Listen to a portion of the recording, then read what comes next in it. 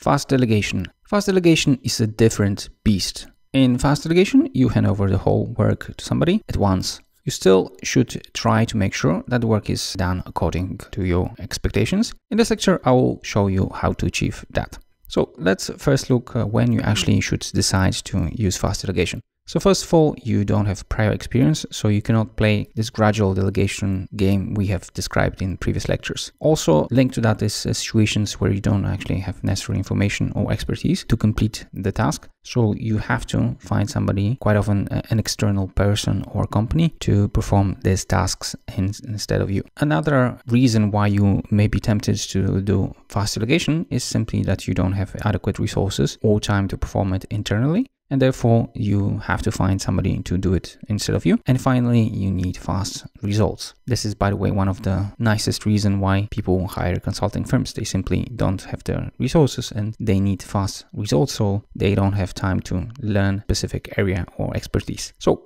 as you can see, the reasons why you will decide to do fast delegations are different than what we had in a gradual delegation. Let's see what is actually the process of achieving that. So the first step is pretty similar. So you should identify what you want to achieve and also what kind of skills you require from the person who is supposed to do that. Here you do the things we have discussed previously. So you try to describe the rough solution, timeline, the complexity level, and also discuss the resources. In fast delegation, quite often you have to find the right person. And in many cases, this is not an internal person, but somebody recruited from other departments or from the outside world.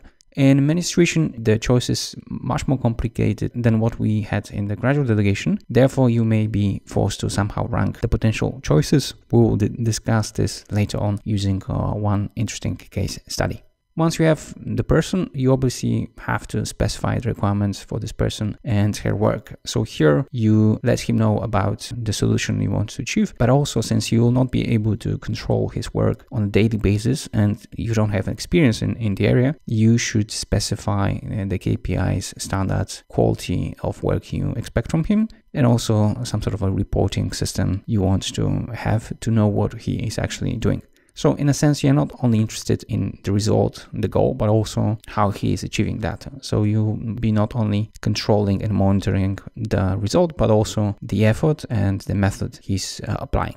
After that, you delegate the work and you enter the phase of monitoring and controlling. So this is where you will try to figure out whether he's doing the work as you want him to do and whether not only the results, but also the methods are in line with your expectation. And finally, as in every process, we've got the evaluation and feedback stage. At this stage, you discuss with him what you observe. You ask him a lot of questions to discover why he's doing certain things. And obviously, you give him feedback, what should be changed. So as you can see, it's a little bit different than what we had in the case of the gradual delegation. The most important thing is that you cannot really control specific items step by step, and actually it is much more difficult for you to judge whether the work is properly done or not. Therefore, extremely important is defining KPIs, standards, and monitoring how he's doing. So let's have a look at some case studies that will help you understand this method.